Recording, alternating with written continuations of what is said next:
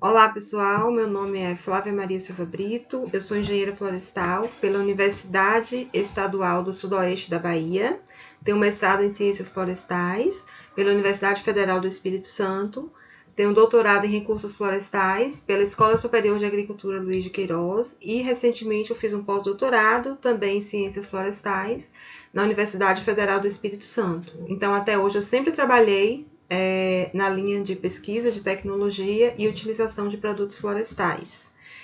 A palestra que eu vou apresentar hoje integra a programação aí do 2º Congresso Nacional de Engenharia Florestal Online. Gostaria, inclusive, aqui de parabenizar a equipe, né, que está realizando esse congresso de forma online. Acredito que seja aí, uma forma mais fácil de todo mundo assistir e acompanhar. O título da minha palestra será Painéis aglomerados do processo ao produto final e serão 45 minutos, né? Ao longo desses 45 minutos, vamos falar um pouco sobre a matéria-prima até o produto final, que no caso são os painéis. Então, para começar, eu gostaria de fazer uma provocação para vocês. De onde vem a matéria-prima dos seus móveis? Então, hoje a gente tem móveis no quarto, na sala, na cozinha, no banheiro, né?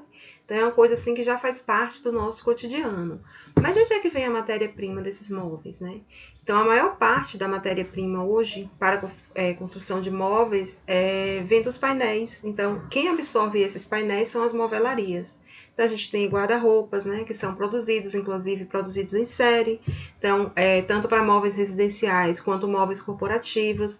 Então, é muito comum a gente chegar hoje numa grande loja, como por exemplo Casas Bahia, e encontrar ali móveis produzidos em série, né, que são aqueles móveis que possuem os mesmos cortes, o mesmo design, bem como outros materiais, como por exemplo as estantes também, né, que são produzidos, mesas, cadeiras, dentre outros.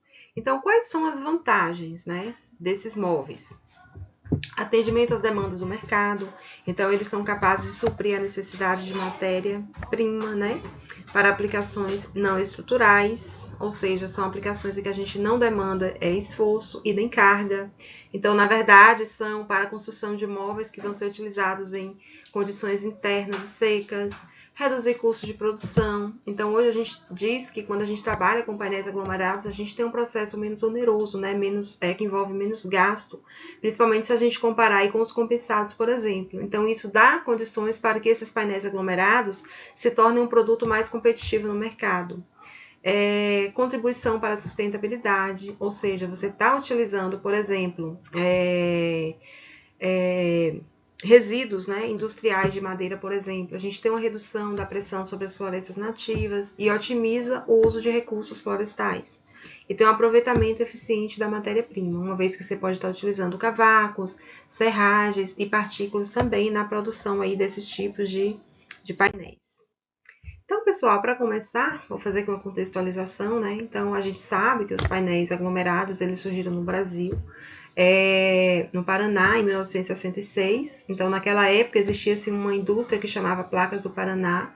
Então, antigamente, a região sul do Brasil tinha muito pinos, então o pessoal já utilizava aqueles pinos para estar produzindo móveis. Então, tinha ali uma produção de resíduos muito grande. Então, o pessoal pegava esses resíduos já, inicialmente ali, para a produção desses tipos de painéis aglomerados. No mundo, esses painéis surgiram por volta de 1940 na Alemanha. Então, a Alemanha, naquela época, passava pela Segunda Guerra Mundial. Então, o que se produzia até então era painéis compensados. Só que para a produção de painéis compensados, era importante que tivesse madeira de boa qualidade, certo? Então, o que acontece? Como eles estavam vivendo uma época de guerra, não tinha essa madeira de boa qualidade. Então, eles acabaram por usar o que eles tinham mesmo, que eram restos de madeira, resíduos. Aí eles pegavam esses resíduos, né, faziam as mantas encoladas ali com resina e faziam os painéis. Então, hoje, pessoal, o que rege, né, os painéis aglomerados, definição, requisito, método de ensaio, tipo de propriedade, definição. Aqui no Brasil é a NBR, a Norma Brasileira Regulamentadora, de 14.810. A gente já está na 5ª versão dessa norma, né? A última atualização foi em setembro, se eu não me engano, mês de setembro de 2024, né? Então, lá na norma diz que um painel aglomerado, um painel de média densidade, ele tem em torno de 0,55 a 0,75 gramas por centímetro cúbico. Então, a gente vai ver também aqui né, durante a nossa palestra sobre o processo de fabricação. Então, esse processo de fabricação deve atender de forma controlada a algumas etapas, né? Mas o que são painéis aglomerados?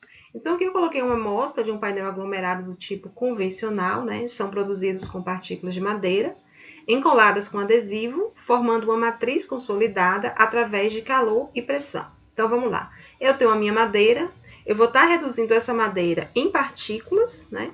Vou pegar essas partículas, misturar com um tipo de adesivo, vou formar ali uma manta nessas partículas e depois eu vou prensar ela em uma prensa automática. Então, nessa prensa, eu vou estar utilizando calor, né, ou temperatura, pressão e vou obedecer-lhe a um tempozinho determinado para cada tipo de painel que eu estou trabalhando. Então, no caso dos painéis de partículas, normalmente esse tempo é de acordo com a espessura. Qual é a espessura final do meu painel de partícula? Então, é como se fosse uma receitinha de bolo. Então, eu tenho partículas de madeira, adesivos e alguns aditivos que eu posso estar utilizando ou não. Em seguida, eu tenho a forma da prensagem a quente, que a gente vai ver direitinho como é que funciona. Então, até então, era o que se produziu eram esses tipos de painéis aglomerados. Só que desde o início desses painéis aglomerados, que eles não tinham assim, um controle de qualidade muito grande, né? Eles inchavam muito, eles tinham as bordas que esfarelavam muito, eles não tinham muita tecnologia. Aí veio a modernização do parque fabril, veio o surgimento de prensas contínuas, o surgimento da parafina, que é um aditivo que é utilizado durante o momento de aplicação do adesivo, para controlar a estabilidade dimensional dos painéis. Vieram os adesivos mais formulados, e aí eles passaram a ter uma qualidade melhor desses painéis. E por volta de mais ou menos 1990, veio o surgimento aí do MDP, que é o Medium Density Particle Board, ou seja, painel de partículas de média densidade. Então, eles adotaram esse nome até pelo fato deles querer desvincular da imagem, né, antiga que esses tipos de painéis tinham. Então, eles adotaram o Medium Density Particle Board, que era um painel mais moderno. Então, hoje a gente fala que foi uma versão melhorada, né, desses painéis mais antigos. Esse tipo de painel ele tem 3 camadas, como vocês podem observar aqui, né, na figura ao lado. Ele tem 3 camadas. As camadas mais externas são constituídas de partículas mais finas. Então, essas partículas mais finas elas vão me dar uma melhor qualidade, né, de acabamento para revestimento, por exemplo. E no meio interior ali, na parte interna, elas são constituídas de partículas mais grossas, responsáveis por dar sustentação e também volume no painel. É um painel que tem uma boa estabilidade dimensional comparado com os painéis, né, convencionais que eram utilizados.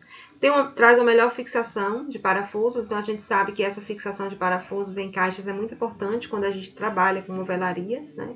Então, se a gente abre um guarda-roupa por dentro, a gente vê uma determinada quantidade de encaixes, né, que tem dentro daquele móvel, e também traz uma superfície mais adequada para revestimento. Esse revestimento pode ser feito com algum produto de acabamento, pode ser feito com lâminas decorativas, pode ser feito com melamina também. Então, pessoal, os componentes utilizados para a produção dos painéis são madeira, eu vou precisar da madeira, adesivos, então a gente tem uma série de adesivos hoje que são utilizados, entretanto, a ureia formaldeído é o que é mais utilizado para esse tipo de painel, em mais de 90% das indústrias do mundo. E aditivos químicos também. Então, a gente tem os catalisadores ou endurecedores, temos a parafina, retardante de fogo e produtos preservativos contra fungos e insetos, né, que a gente vai ver com mais detalhes mais para frente. Em relação às matérias-primas, então, a matéria-prima mais utilizada hoje em dia, né, para estar fabricando esse tipo de painel, é o pinus e o eucalipto, principalmente o pinus. Então, o pinus ele traz uma leveza melhor, ele é uma madeira mais fácil de ser trabalhada, ele tem uma densidade que é melhor também para a produção de painéis de partículas, em torno ali de 0,55 gramas por centímetro cúbico. E o eucalipto também, né? Então, o eucalipto hoje em dia é a madeira, né, que é mais plantada aqui no Brasil. Então, de acordo aí com os dados do IBA, o eucalipto sai na frente, né, do pinus e de outras essências florestais que são plantadas e também é muito utilizado hoje em dia para produção de painéis. Existem algumas fontes, né, alternativas que podem ser utilizadas também para painéis de partículas além da madeira. Quais seriam essas fontes? Então, tem trabalhos na literatura aí sobre painéis de partículas que foram feitos utilizando o bambu, né? Já tem trabalhos publicados. Bagaço de cana-de-açúcar, que é um resíduo, né, do setor sucroalcooleiro. Então, o Brasil é o maior produtor de cana-de-açúcar do mundo, então aqui se produz muito esse tipo de resíduo. E trabalhos publicados, né, na literatura mostram que esse tipo de resíduo, bagaço de cana, ele pode ser aproveitado. Casca de amendoim também é um resíduo que pode ser aproveitado para a produção de painéis de partículas. E eu trouxe também, até como curiosidade, né, o cigarro.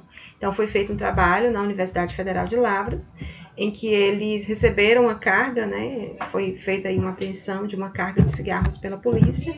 Esse cigarro foi destinado, né, para a Universidade Federal de Lavras, e eles acabaram por testar esses cigarros para a produção de painéis aglomerados. Claro que, né, do bambu, bagaço, casca de amendoim, cigarro, casca de arroz, sabugo de milho, dentre outros aí, que vem sendo utilizados, nenhum é utilizado a nível industrial. A nível industrial é somente a madeira. Por isso que a gente fala que o produto final vai depender, né, dos insumos que você está utilizando durante o processo de fabricação e também do controle, né, da etapa aí das etapas do processo de produção. Existem também alguns fatores inerentes à matéria-prima utilizada. Então, é muito importante, quando eu vou trabalhar com painéis de partículas, eu observar a densidade. Qual é a densidade mais adequada? Né, seria uma densidade alta ou uma densidade baixa para estar produzindo esses tipos de painel? Então, pessoal, a densidade é muito importante que ela seja uma densidade mais baixa, porque ela vai me dar uma boa razão de compactação. Mas o que é a razão de compactação? Razão de compactação é um parâmetro, né, que é obtido por meio da divisão da densidade do painel. Essa densidade do painel aqui é dita densidade nominal. Então, por exemplo, como eu falei para vocês lá, a NBR, ela diz que a faixa da densidade para um painel de média densidade deve ser de 0,55, né, a 0,75 gramas por centímetro cúbico. Então, aqui eu vou ter uma densidade nominal. Eu quero um painel, por exemplo, de 0,70 gramas por centímetro cúbico. Então, eu vou fazer todos os meus cálculos em cima dessa densidade. Aí, eu vou dividir essa densidade pela densidade da madeira. Por exemplo, eu pego ali um pinus que tem 0,55 gramas por centímetro cúbico. Aí, eu vou obter um valor. Então, de acordo com os estudiosos da área de painéis aglomerados, né, o Maloney, o Mosley, o Kelly, o Iwakiri, mais recente, esse mínimo deve ser de 1,3 a 1,6. Por quê? Porque esses valores eles vão me dizer que esse painel foi bem consolidado e bem densificado, certo? Outros parâmetros importantes também é a acidez e os extrativos da madeira. Então, a acidez, a gente sabe que ela está relacionada com o pH, então ela pode, né, afetar aí a cura, no caso da resina que é utilizada, principalmente se for uma ureia formaldeído. Isso porque o pH da ureia em meio ácido, ela vai acelerar a cura, né? No caso dessa cola. Se eu vou acelerar a cura da cola, eu posso ter uma pré-cura, né?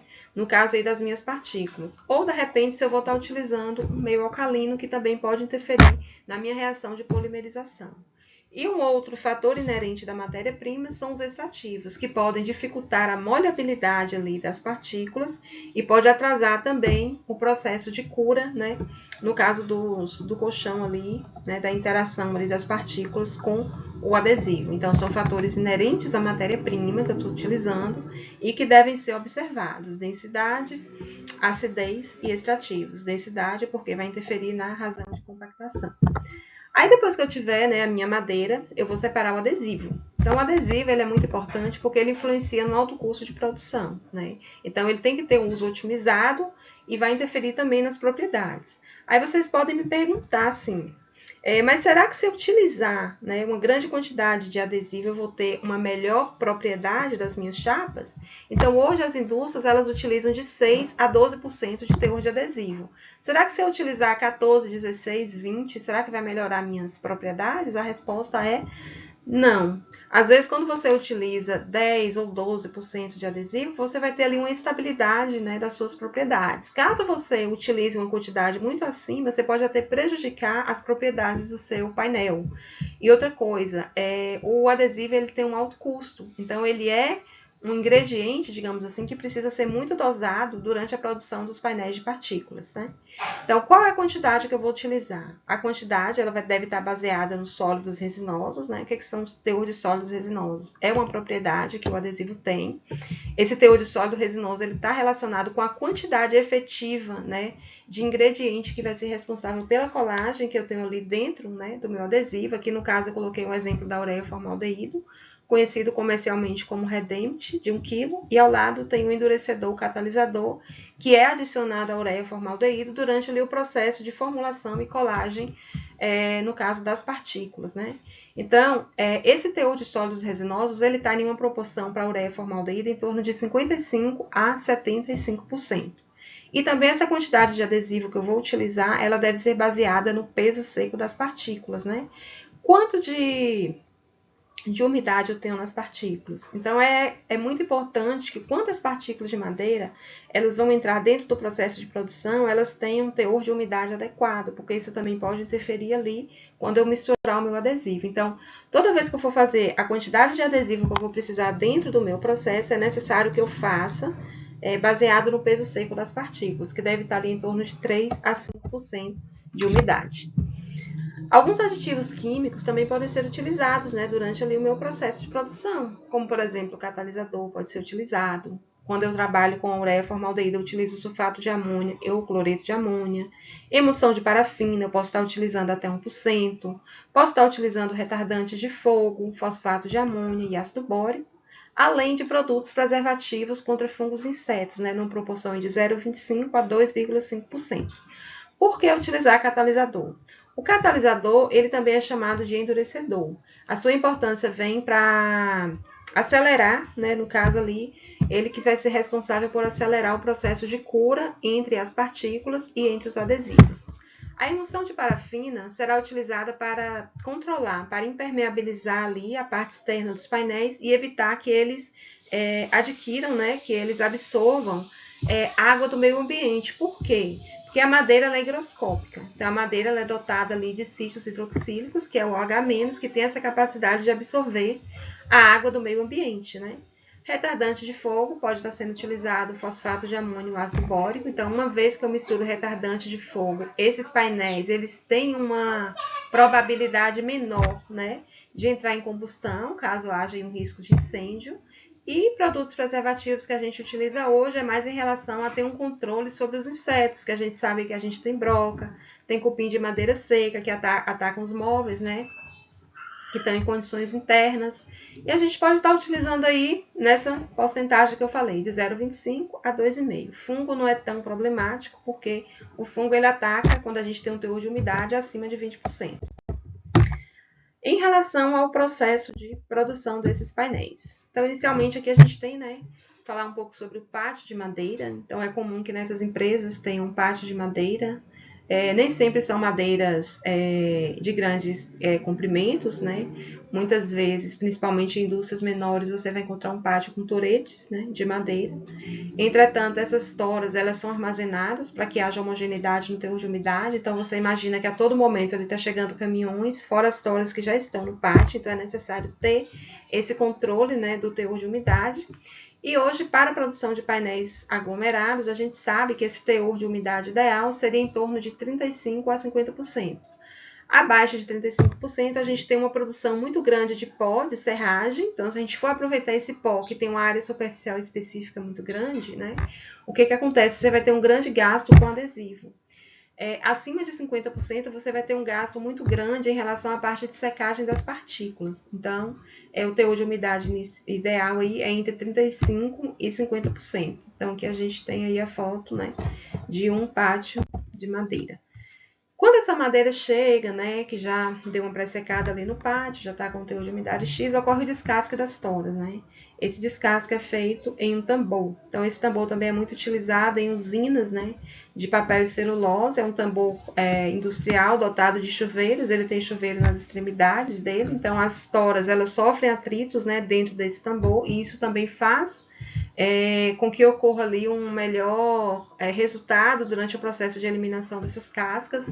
Os motivos de descasque é por conta do desgaste das facas. Então, se você está utilizando madeira com casca, você pode ter um maior desgaste das facas dentro do seu processo de produção, aumentaria o teor de adesivo, você necessitaria de uma quantidade maior de adesivo para estar realizando ali, né, o encolamento das partículas, e também poderia afetar a superfície. Então, você teria ali uma superfície prejudicada esteticamente. Então, por isso é que é necessário aí entre 10 a 20% mais ou menos essas cascas, elas que compõem a tora, elas são eliminadas aí durante esse processo de descasque. Em seguida vem a produção das partículas, ela é feita em picadores. Então aqui você tem um picador de disco e um picador de tambor, né?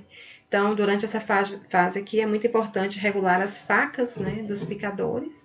E isso depende muito da configuração do painel. Qual é o tipo de partícula que você quer? Com base no tipo de partícula escolhida, é que você vai fazer a regulagem dessas facas dentro de cada equipamento. Essas partículas poderão ser armazenadas em silos. Silos, né, são grandes containers constituídos aí de aço carbono. Então, a função desses silos é de armazenar as partículas, garantir eficiência, né, e também controle do processo de produção. Então, como eu falei, a maioria hoje é produzida em aço carbono. Antigamente não era assim. Então, antigamente os silos eles eram constituídos de madeira de alvenaria. Então, os cavacos passavam, né, por essas paredes de alvenaria e sofriam determinados desgastes, e isso muitas vezes prejudicava a qualidade dos cavacos. Então, hoje em dia, a maioria das empresas adotam silos de aço carbono. As partículas precisariam ser secas, né? Então, existem tambor rotativos de uma passagem, 2 passagens, mas o de 3 passagens é mais eficiente e é o que é adotado aí hoje em dia nas indústrias. Então, aqui a gente tem as dimensões comerciais desse tambor, comprimento de 30 metros, então é um equipamento muito grande, muito robusto, diâmetro de 4,5 centímetros e ele é capaz de gerar 8 rotações por minuto, né? Durante ali o processo em que está ocorrendo a secagem dessas partículas. O tempo de residência que essas partículas vão permanecer dentro do tambor vai variar de segundos a minutos. Por quê? Porque vai depender da densidade. Qual a densidade dessa madeira? É uma madeira de alta densidade, de baixa densidade, média densidade? Qual a espessura dos cavacos? Se forem cavacos mais espessos, a gente sabe que ele vai demorar um tempinho a mais para secar. Qual é o teor de umidade que essas partículas entraram dentro do tambor, né? O teor de umidade também pode implicar em um custo maior de energia. Então, aqui a gente tem a secagem das partículas dentro do tambor rotativo. Observe que na entrada eu tenho aí uma temperatura de 160 a 170 graus, né? Na temperatura da entrada. Por cima ali onde a gente está vendo, ocorre o teor de umidade, a entrada das partículas, que pode ter ali um teor de umidade de 60 a 100%, né? Muitas vezes as partículas não entram com teor uniforme de umidade. Então, quando essas partículas entram a essa temperatura tão alta, inicialmente elas vão para o cilindro principal, né, que é o cilindro ali no meio do secador, onde elas permanecerão uma quantidade maior de tempo. Em seguida, elas vão para cima, para o cilindro secundário, ou para baixo, né, também tem outro cilindro secundário, e depois para o cilindro terciário, onde elas vão complementar, apenas ajustar o teor de umidade final e ficam ali por uma quantidade de tempo muito pequena. Em seguida, essas partículas elas saem do sistema ali com um teor de umidade de 3 a 5% prontas para entrar dentro do processo de produção. Então, o teor de umidade das partículas, né, no processo de produção, é muito importante de ser controlado porque eles vão afetar a cura da resina. Então, se você tem uma quantidade muito grande de água dentro ali do seu colchão, dentro da sua manta, você pode prejudicar a cura da resina, que para ocorrer ali a polimerização completa, ela tem que estar com um teor de umidade X. O tempo de prensagem, se você tem um teor de umidade, você vai gastar uma quantidade maior de energia até completar o seu tempo de prensagem. E também para a consolidação do colchão, ou seja, não vai ocorrer ali um arranjamento, né, muito bom em relação à acomodação dessas partículas, que pode interferir ali na consolidação ou densificação do seu colchão. Na condução do processo de secagem, é muito importante a gente estar atento, né, a alguns parâmetros, a alguns fatores, como, por exemplo, secagem homogênea. É importante que todas as partículas elas tenham ali uma secagem de 3 a 5%, né, de teor de umidade. Então, essa secagem deve ser feita de forma homogênea. Menor tempo e custo, né? Se está ali dentro de uma empresa, de uma indústria trabalhando, é necessário que a condução desse processo ocorra numa quantidade menor de tempo e também um custo mais baixo. Então, mesmo que seja um equipamento grande e robusto, 30 metros, 4,5 metros de diâmetro, é um equipamento compacto, né, que não tem um custo tão elevado, esse tambor de 3 passagens. É importante também não fazer uma secagem muito excessiva, porque, como eu acabei de falar, é um equipamento grande e robusto, então, para evitar combustão e incêndio. E deve também fazer o monitoramento do teor de umidade inicial, ou seja, qual é o teor de umidade das partículas no momento da entrada do secador, né? Em seguida vem a parte da classificação das partículas. Então, a classificação é feita em peneira ou no sistema pneumático. Então, para o pessoal aí, não sei se tem alguém aqui da linha de painéis, né? Que já viu uma peneira vibratória, que faz a classificação de partículas, né? Então, essa peneira vibratória é dotada de várias peneiras. Então, a primeira peneira, que fica na parte superior, que é semelhante a esse equipamento industrial, ela é dotada ali de crivos maiores, então ali elas vão conter, né, partículas maiores.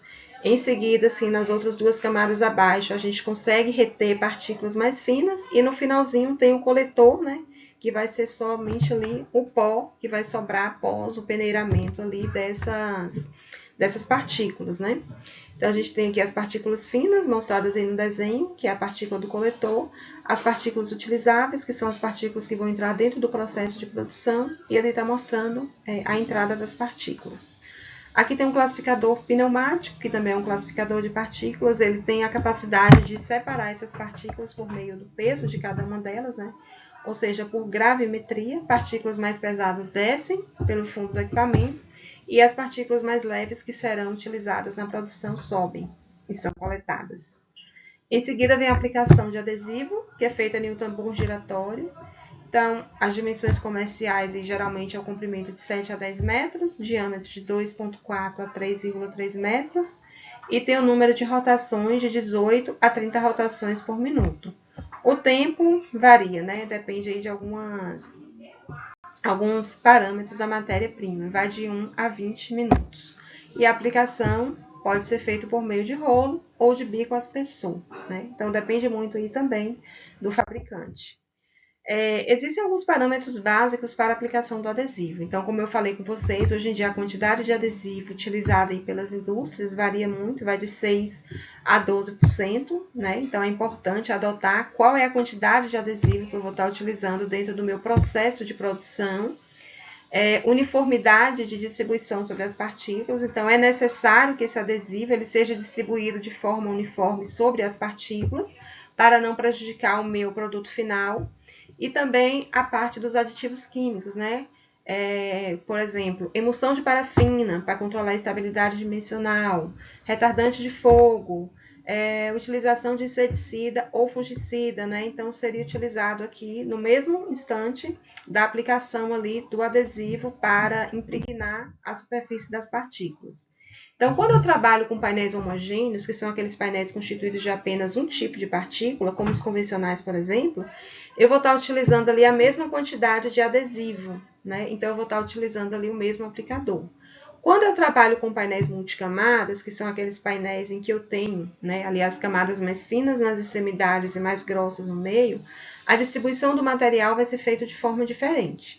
Então, na minha camada interna, eu vou ter partículas maiores. Se eu tenho partículas maiores, eu tenho uma menor área superficial específica, ou seja, eu vou precisar de uma quantidade menor de adesivo para recobrir essas partículas.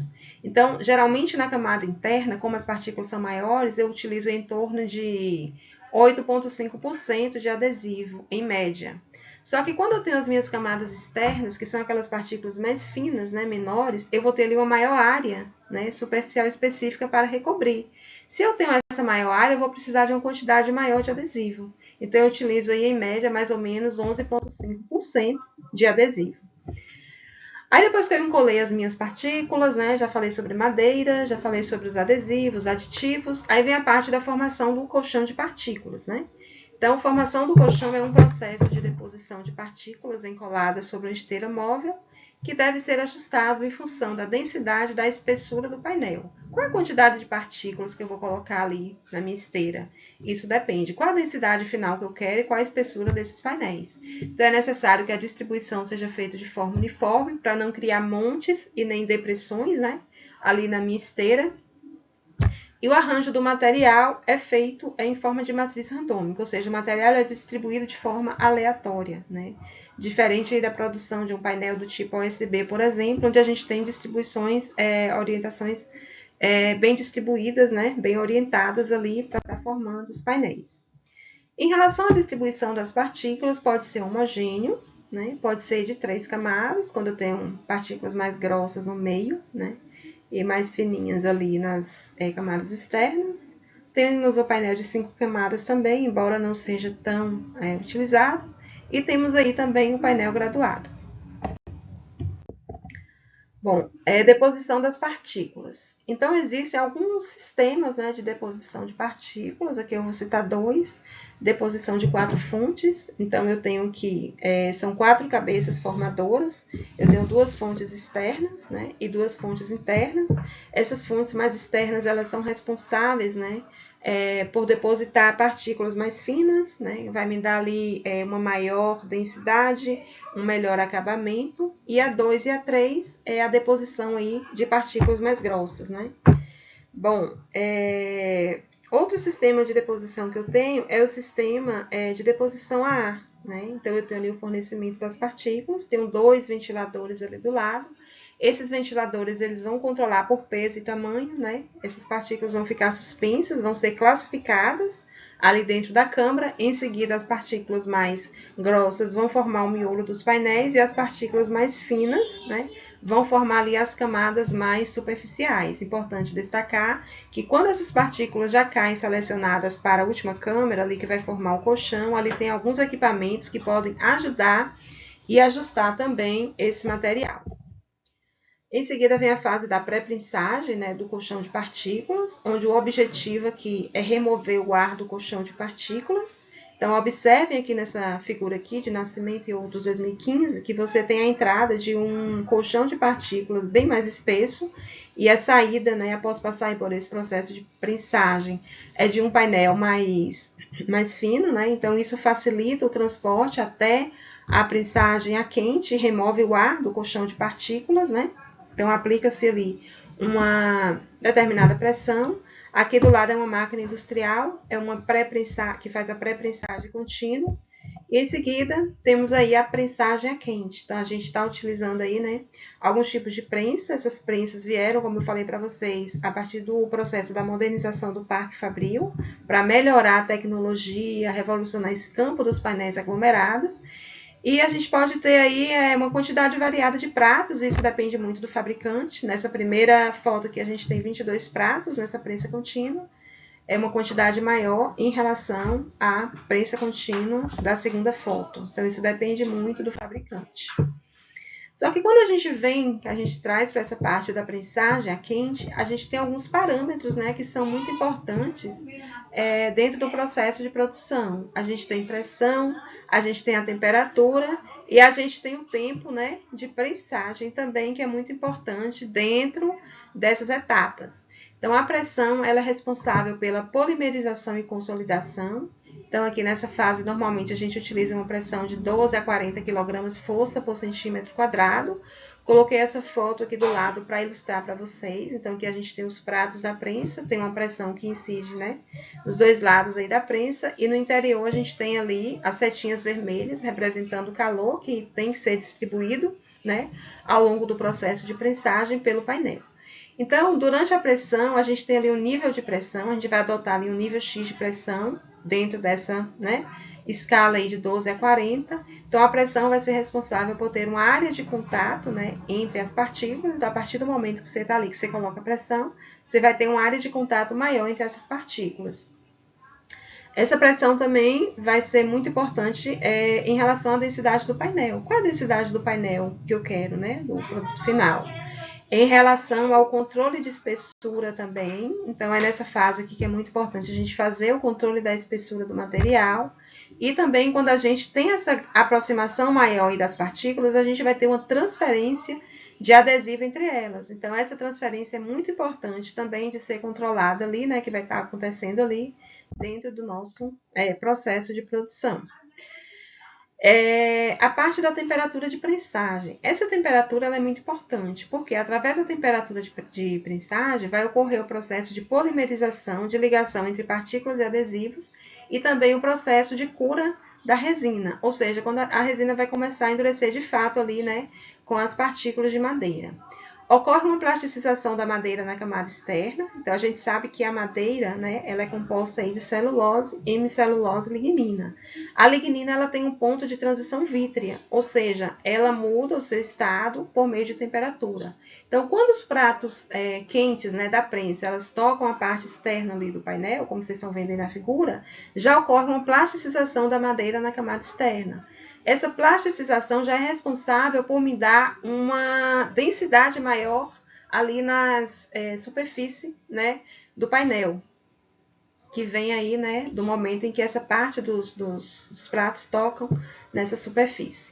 Aí ocorre a transferência de calor. Então, a transferência de calor chega ali na parte externa do painel e é necessário que essa transferência chegue até o interior para completar a reação, né, entre as partículas de madeira e entre os adesivos. Só que muitas vezes, quando ocorre essa transferência do calor, que ele chega ali no meiozinho do painel, já acabou, a prensa já vai voltar, né, novamente para o lugar. Então, por isso que quando a gente faz uma densitometria de um painel aglomerado, é comum que esses painéis eles tenham um formato de letra M.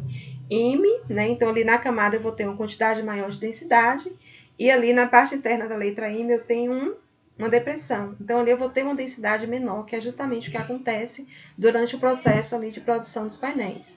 Então, quanto maior a temperatura que eu utilizar, menor vai ser a minha prensagem. E essa temperatura de prensagem, ela depende muito do adesivo que eu estou utilizando. Então, sempre quando a gente compra um adesivo, dentro desse adesivo vem acompanhado de um manual, uma ficha de normas técnicas. Então, pode variar ali de 180 a 220 graus Celsius, né, que eu vou estar utilizando aí. O tempo de prensagem também é muito importante. Então, o tempo de fechamento da prensa conta do momento em que esse prato toca a parte da superfície ali do painel até a parte que ele abre, né, novamente. Quando a gente trabalha com painéis de partículas, isso aí depende muito dos milímetros, né, que eu vou ter aí, da espessura desse painel. E ocorrem algumas interações. Por exemplo, quanto maior a espessura do painel, maior é o tempo de prensagem.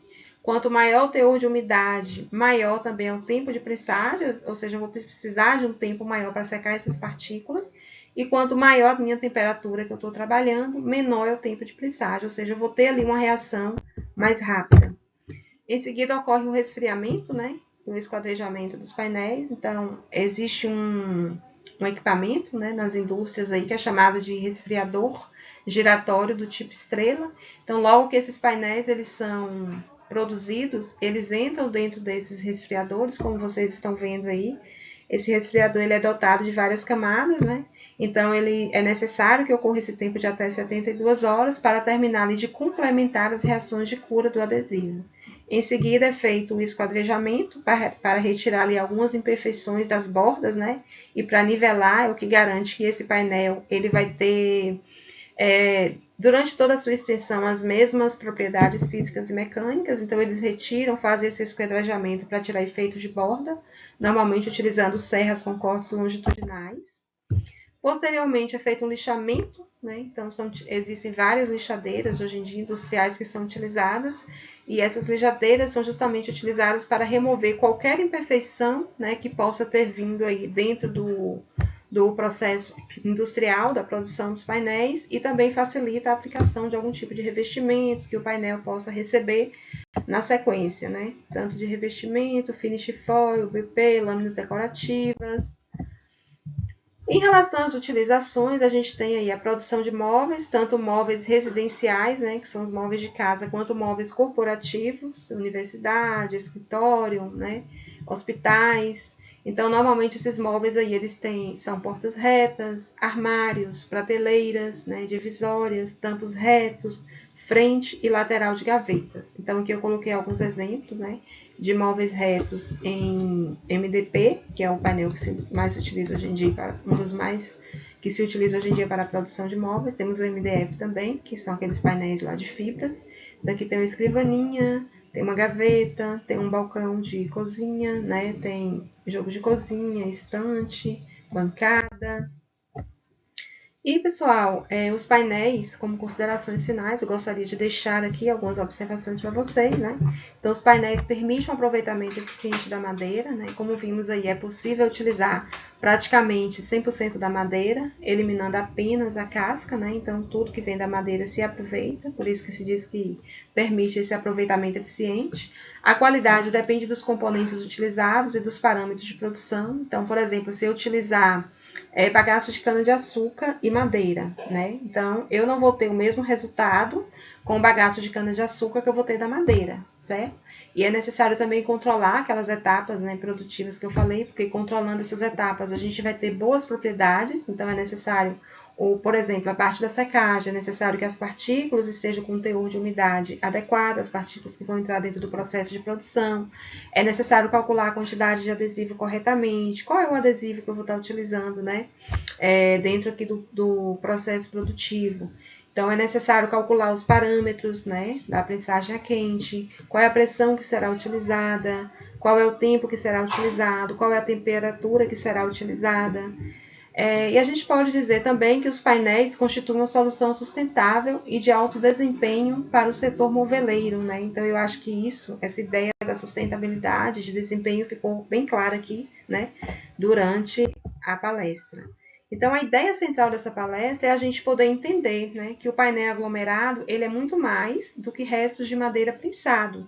Então, quando a gente fala em painel aglomerado, a gente traz a ideia de uma rede, né, de tecnologia, de engenharia e também de sustentabilidade. Então, é como se fosse uma rede neural onde está tudo conectado, né? Algumas referências que eu utilizei, então que eu utilizei a Associação Brasileira de Normas Técnicas, Norma Brasileira Regulamentadora 14810, painéis de partículas de média densidade, é a versão que está atualizada de 2024. É um livro do professor Ivakiri, né, que é dos maiores nomes aí que a gente tem hoje em relação à pesquisa, né, de painéis de forma geral no Brasil e fora do Brasil também, um livro que foi publicado em 2005.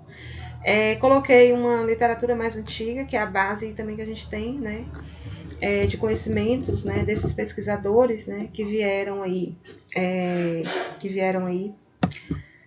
antes, né, de nós. Malone, tem o Moslem, tem o Kelly. Então, esse que eu citei aqui é o Malone, que ele tem um livro muito interessante que traz um universo muito grande em relação a essas informações que a gente tem hoje, publicado em 1977, que até hoje faz parte de teses, de dissertação, de artigo científico.